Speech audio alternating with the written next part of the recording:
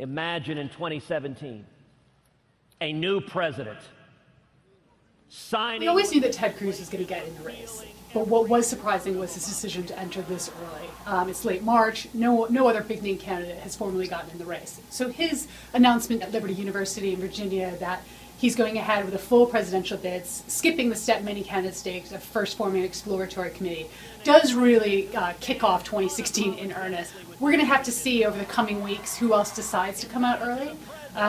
One of the advantages in coming out early is that you can really get your message out there with voters, and you can brand yourself as a candidate. You don't face as much as competition in making your message heard. But you face twin problems. One is that you get intense media scrutiny that sometimes for candidates who haven't been as much on the national stage, that can be overwhelming. And the second issue is the clock on how much money you can raise starts right away. And for Ted Cruz in particular and other candidates that get a jump start early, they need to show that they can raise the extraordinary amounts of money that are going to be necessary to really compete in 2016, which is going to be by far and away the most expensive election ever contested in America.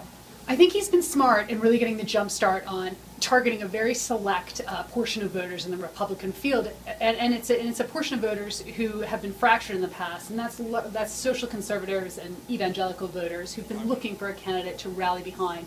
These are voters who really identify issues like gay marriage, like abortion, like really promoting sort of the prominence of faith in the public and the civil system in American life. So I think that's what he really wanted to go out and make that appeal for voters. We have the most talented crop of 2016 GOP candidates than we've seen in America in several decades. You know, we have establishment candidates that have a proven track record at the state level, that have national name recognition, and someone like Jeb Bush. We have Scott Walker, who has a track record of governing in Wisconsin and has attracted a lot of early buzz among both donors and voters.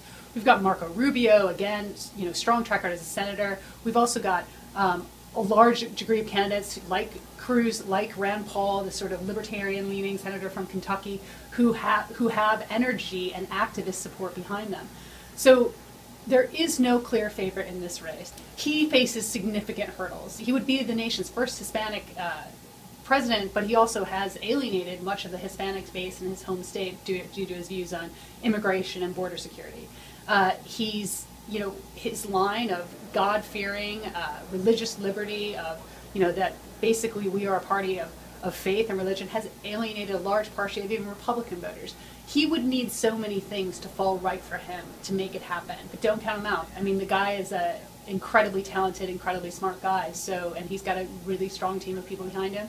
He's proven what you can do and rising up and becoming a national star in a relatively short period of time. So if Ted Cruz can raise the amount of money, if Ted Cruz can get a real buzz going for his message, particularly among sort of people who would lean socially conservative and who aren't sure about the sort of bona fide credentials of a candidate like a Jeb Bush, like a Marco Rubio, and if he can do a really strong showing in Iowa, if he keeps hitting that state, it's someone who I don't think people should discount. He is an amazing speaker. You may not agree with what he says. He may be a polarizing figure. He may be a divisive speaker. But when he's up there on that stump, he gets his message across.